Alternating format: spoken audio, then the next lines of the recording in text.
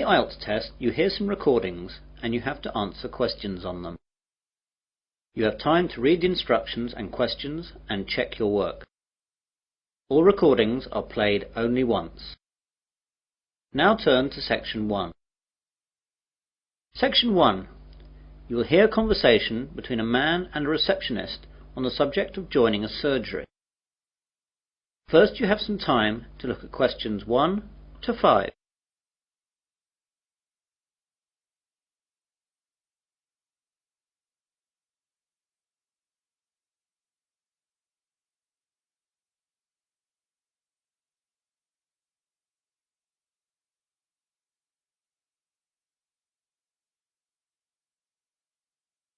You will see that there is an example.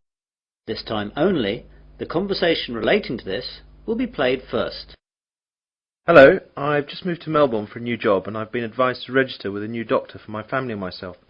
I think that this surgery is the nearest one to where I live. What's the name of the road that you live in, sir? Dawson Road. So, Dawson Road is the correct answer. Now we begin. You should answer the questions as you listen, as the recording is not played twice.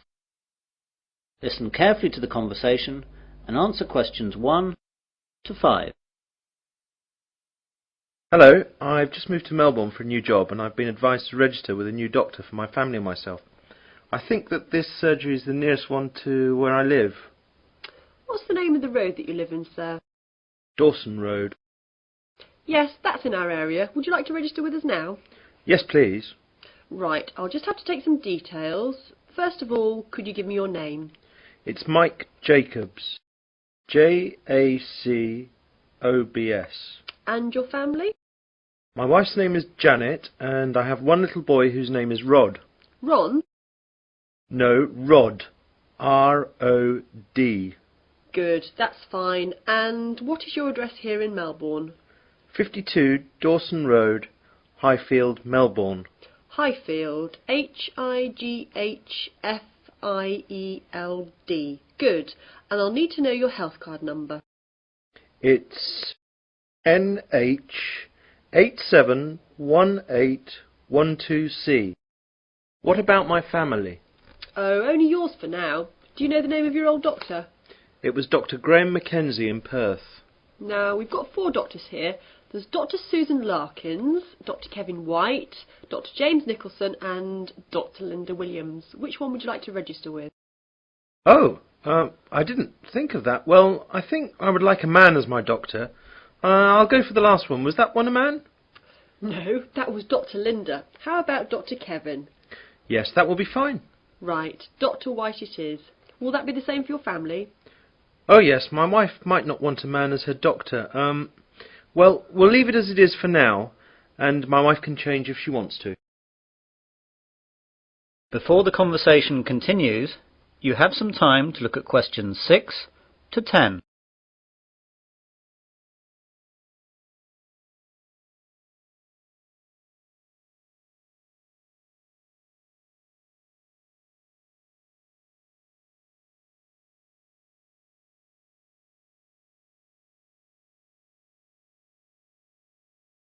Now listen carefully and answer questions 6 to 10. I'd like to make an appointment now for my wife. She wants to come in at the end of the week. How about this Friday morning? That's Friday the 21st. I don't think she can make the morning. Any openings in the afternoon? There are appointments available at 2, 2:30 and 3:30. We'll take the first one, please. OK, that's done. Oh, and what shall my wife do if she wants to switch doctor? She can just give us a call here. Do you want to take the number down? Yes, please. It's 72539829. Can you give me your name, please? My name's Angela, but there are 2 other girls who might be on duty as well. Their names are Elizabeth and Rachel, but it doesn't matter who's on duty. Anyone can take care of it. Now, what do we do if we need to call out a doctor during the night? We've got a rotation system with the doctors in the area. There's a mobile number you can call and that'll get through to the doctor who's on duty. What's that number? It's 0506 759 3856. Got that. I didn't ask about any charges. Like all Australia, prescriptions have to be paid for at the chemist at the prevailing rate. Some things like vaccinations for travel and insurance report we make a standard charge for, and I can give you a price list for those. Consultations, though, are under the National Health Service, so they'll be free. Great. Well, that's all. Thanks and goodbye. Goodbye. That is the end of section 1. You will now have half a minute to check your answers.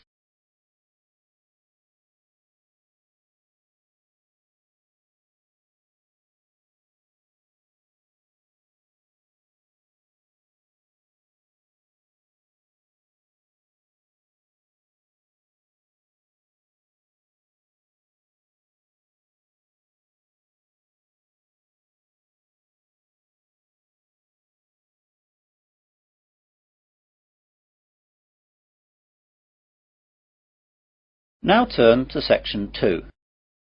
Section 2. You will hear a man giving a guide talk to new students at a university library. First you have some time to look at questions 11 to 16.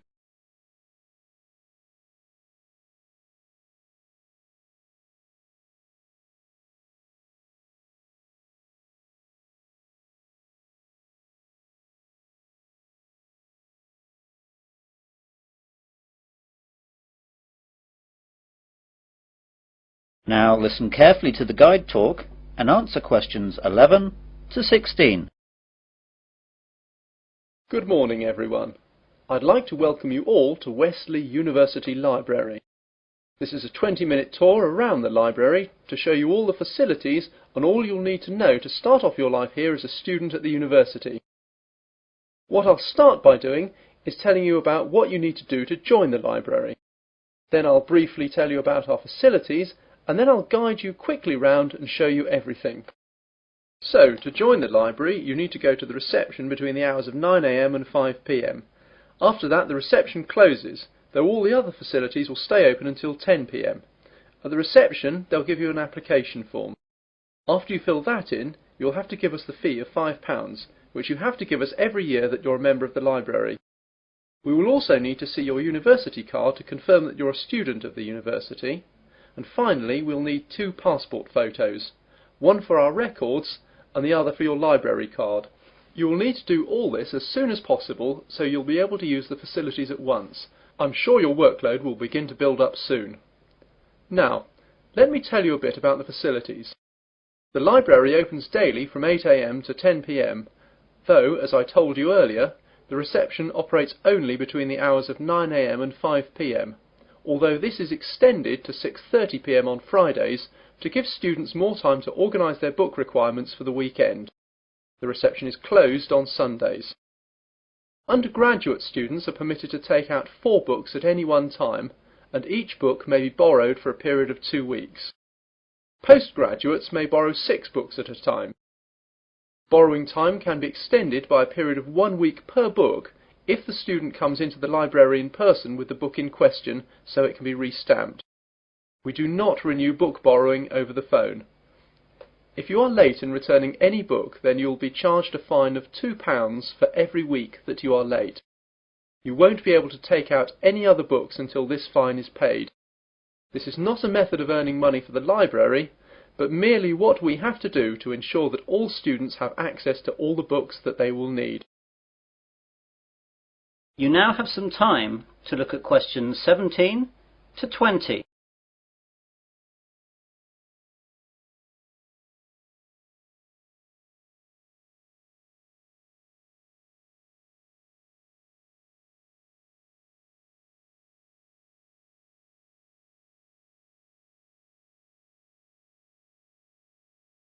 Now listen to the rest of the guide talk and answer questions 17 to 20. OK then, on to the layout of the library. We're on the ground floor of the library at the moment. Here we have the reception, the computers, which you can use to search for books and their location, and the bathrooms, which are behind the reception.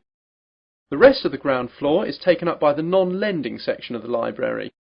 Here we keep all the books which are either too valuable or are used too much to lend out. You can reserve time with these books at reception and use them during any time that the library is open, but, of course, You may not remove them from the library. On the first floor above us we have the arts section, which includes books that students will need for subjects such as languages, literature, art and history.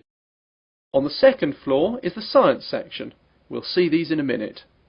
Of course, individual departments will usually have their specialist libraries in their buildings, though the computer catalogues here will list them so you know where to find everything, whether it's here or in the specialist libraries. Finally, in the basement we have the stack system, which contains the university collection of magazines and journals that we have collected and to which we subscribe. If there's anything that we do not have or that you can't find, please go to reception and let them know the details.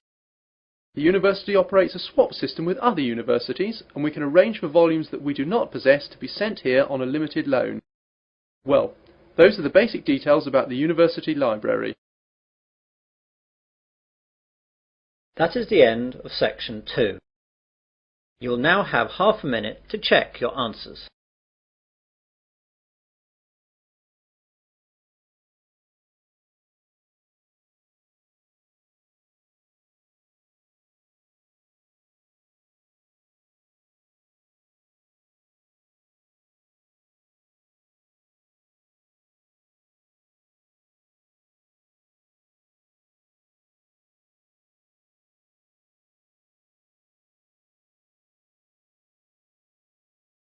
Now turn to section 3.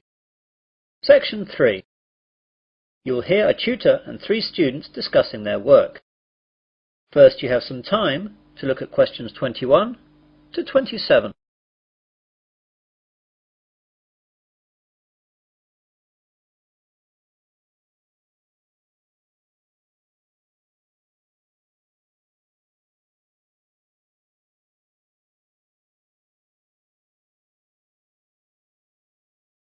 Now listen carefully and answer questions 21 to 27. Good morning everyone. Well, in today's tutorial we're going to discuss the essays that you have to submit by the end of next week. Some of you will have already started them, which is good, and if you haven't, well that's okay, but you'll have to get a move on. So, let's begin with you, Simon. What's happening with you? Well, I've made a start on it. I researched the background quite extensively last weekend, and I should get to the writing stage tomorrow with a bit of luck, and I'll get finished at the weekend. What are you writing about? I decided to look at the car manufacturing company Jaguar, examine the problems they had with reliability in the 1970s and 80s, how they dealt with it, and how it affected their marketing and sales strategy. That sounds pretty interesting. Any problems with that? At the start I had problems getting information from that far back, but after rooting around in the library I found some magazines which gave me information and also gave me references to find other stuff.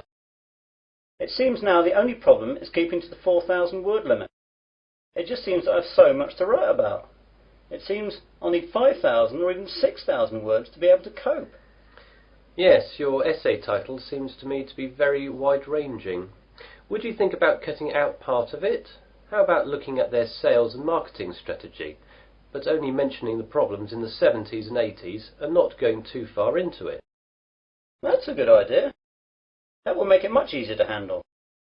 By the way, how do you want us to hand in our work? Do you want us to drop in a hard copy to your office? You could do that, but I'd prefer it if you just emailed it to me as an attachment. You've all got my address. If not, give it to the secretary, clearly marked that it's for me. Right, Jennifer, how about you? I've not really got going on it yet, but I have decided on a subject. I'll try and do some research during the rest of this week, and I should get writing this weekend. Okay, what are you writing about then? I want to look into how supermarkets use market surveys to develop their products. Will you have enough time to find out what sort of things that the supermarkets do? You won't have much time for that. I should be okay. I've had a look in the stack system in the library and I found a magazine that surveyed all the UK major supermarkets and a trade publication that analysed the same things in Canadian supermarkets. Be careful about using their conclusions too much.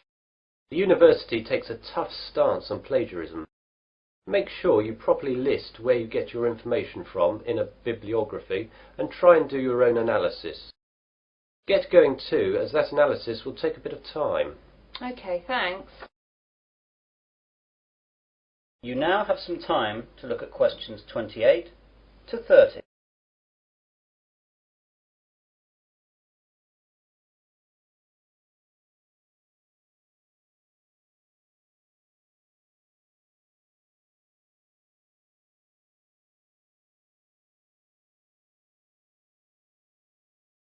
Now listen to the rest of the discussion and answer questions 28 to 30. And Melanie, how is your work going? I'm a bit behind, I'm afraid. I was sick all last week and the weekend with flu. I've got a subject, I think, but I've not done any work on it yet. Is there any chance I can get an extension to the submittal date? The policy of the department is not to give any extensions unless there are extenuating circumstances. Do you have a doctor's certificate or anything? I went to the doctor's, but I didn't get a note as I didn't realise I would need it. The doctor will have a record of me, though, as I got a prescription. I'll go back and get one. Yes, do. If you get one, then there shouldn't be a problem getting an extension. Without it, though, you'll be in trouble. What subject are you considering, anyway? I thought I'd do an overview of the UK mortgage interest rates and their effect on housing sales trends over the last 10 years. I thought it might be of interest because of the huge increases of house prices over the last decade. Certainly an interesting subject, and it should be no great problem getting information, as this has been fairly well documented. There's a lot of work again, though, and you'll really need to get cracking on it, even with the extension, if you get one. Well, I've not got much on for the rest of the week, and I've set aside the weekend to really get to grips with it. Good. Now, is there anything else? That is the end of section 3. You will now have half a minute to check your answers.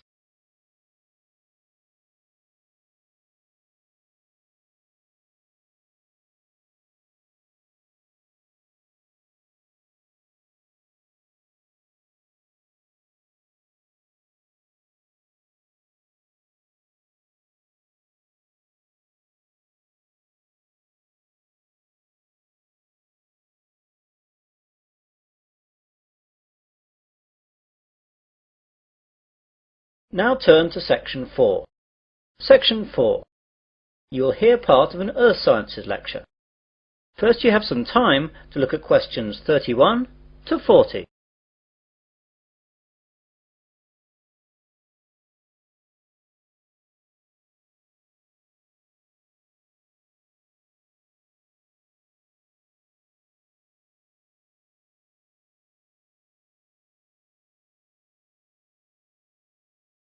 Now listen carefully and answer questions 31 to 40.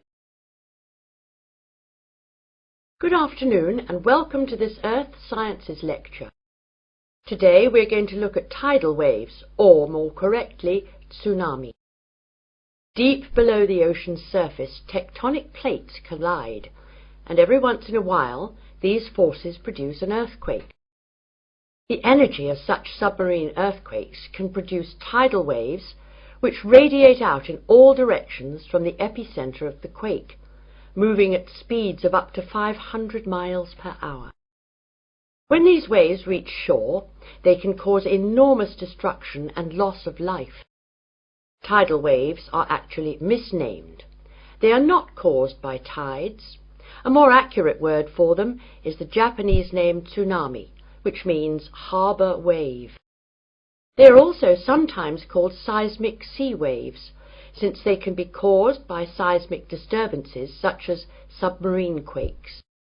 However, that name is not really accurate either, since tsunami can also be caused by landslides, volcanic eruptions, nuclear explosions, and even impacts of objects from outer space, such as meteorites, asteroids, and comets. Earthquakes, though, are the largest cause of tsunami. Tectonic plates cover the world's surface, and their movement can be detected anywhere in the world. Some areas of the world are more prone to greater movement, and it is in these places that the largest waves can occur. Large vertical movements of the Earth's crust occur at plate boundaries, which are known as faults. The Pacific Ocean's denser oceanic plates are often known to slip under continental plates in a process known as subduction. and subduction earthquakes are the most effective in generating tsunamis. A tsunami can be generated by any disturbance that displaces a large water mass from its equilibrium position. In the case of earthquake-generated tsunamis, the water column is disturbed by the uplift or subsidence of the sea floor. Submarine landslides, which often accompany large earthquakes, as well as collapses of volcanic edifices, can also disturb the overlying water column as sediment and rocks slump down, and are redistributed across the sea floor. Violent submarine volcanic eruptions can create an impulsive force that uplifts the water column and generates a tsunami. Conversely, supermarine landslides and cosmic body impacts disturb the water from above as momentum from falling debris is transferred to the water into which the debris falls. Generally speaking, tsunamis generated from these mechanisms, unlike the devastating Pacific-wide tsunamis caused by earthquakes, dissipate quickly and rarely affect coastlines distant from the source area. Tsunamis are very hard to detect since they cannot be seen when they are in the deep ocean. The distance between two wave crests can be 500 kilometers, and because of this, the wave height is only a few feet. Because the rate at which a wave loses its energy is inversely related to its wavelength. Tsunamis not only propagate at high speeds, they can also travel great transoceanic distances with limited energy losses. As the tsunami reaches shallow water, however, its speed decreases, but the energy it contains remains about the same. Instead of travelling fast, the wave rises high. The National Oceanic and Atmospheric Administration has set up a seismic detection system to monitor earthquakes and predict the possible arrival of tidal waves for Pacific countries. Buoys at sea can also detect water pressure changes that can indicate tsunamis moving through the ocean. But when tsunamis originate near the shore, there is often little chance to warn people. Let's look at some examples of tsunami and their causes and effects. Some can be relatively harmless. In 1992, an offshore landslide caused a tidal wave of only about 3 feet high that struck at low tide. So Humboldt County, where it hit, got off easy with no casualties. On January 13th in 1992, a Pacific Ocean earthquake off the coast of San Salvador, registering 7.6 on the Richter scale, did not cause any ocean disturbance at all. However, a recent tidal wave which struck Papua New Guinea on July 17, 1998, was 23 feet high and killed at least 1,200 people. This wave was caused by a magnitude 7.1 submarine earthquake. On July 17, 1998, a Papua New Guinea tsunami killed roughly 3,000 people. A huge underwater volcanic eruption 15 miles offshore was followed within 10 minutes by a wave some 40 feet tall.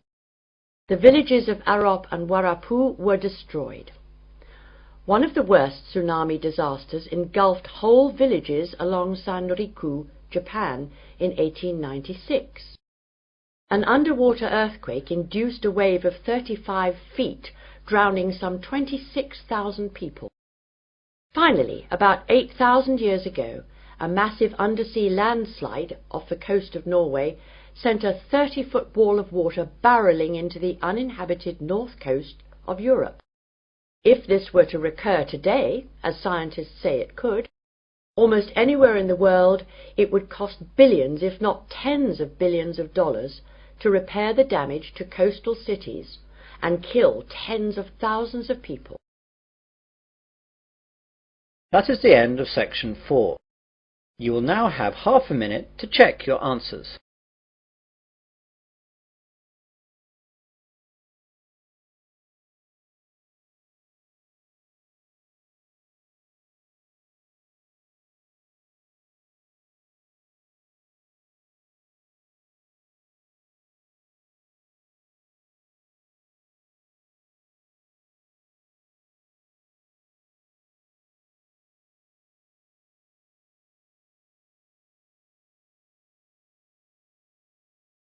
That is the end of listening test 4.